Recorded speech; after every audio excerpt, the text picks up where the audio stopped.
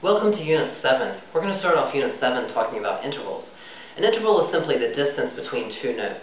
And the way that you calculate intervals is by using numbers like third, fourth, fifth, etc. For example, C to E is a third, or F to C is a fifth. The way you actually calculate it is pretty simple. Let's say we want to find the interval from C to E. Simply give the note that you're starting with the number 1, and then count up. And you can see that from C to E is a third. Let's say we want to go from F to C. Simply give the note F the number 1, and you can see that from F to C is a fifth. Now, there's a couple of things that you want to keep in mind as you're doing this, though. One is that the place where I see a lot of students get confused is that they don't give the first note the number 1. For example, if we're going from F to C, they might start counting with this, G as number 1. And as you can see, if you do it that way, then you would call it a fourth. But that's incorrect because from F to C is a fifth. That's the first thing that you want to watch out for. The second thing is that F to C is a fifth, but F to C sharp is also a fifth, and F to C flat is also a fifth.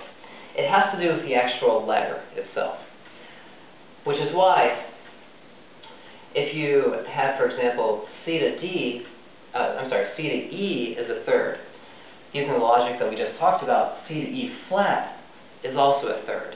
Now, you know from this work that you've already done that E flat is enharmonic to D sharp. D sharp and E flat sound the same.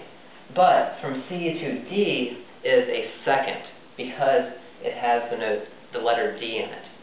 And so if it's D sharp, then it's a second, but if it's E flat, then it's a third. Okay? It's kind of another example of having to use correct grammar, like some of the other things that we've talked about with major scales and all that.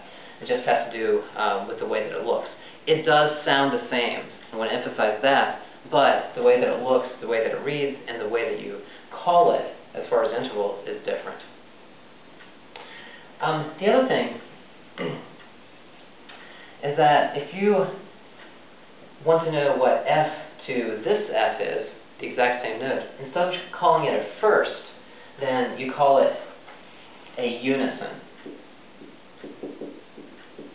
Another word that you might hear is prime. For most of what we're doing, we're going to call it unison. And that just means that two instruments or two singers are on the exact same pitch. Now, if you want to go from F up to the next F, then you might think that this is called an eighth. But instead of calling it an eighth, you call this an octave. So just two words that you want to introduce into your vocabulary when you're talking about this stuff. Alright, so that's an introduction to intervals. In the next couple of lessons for this unit, we're going to get into depth about different kinds of intervals.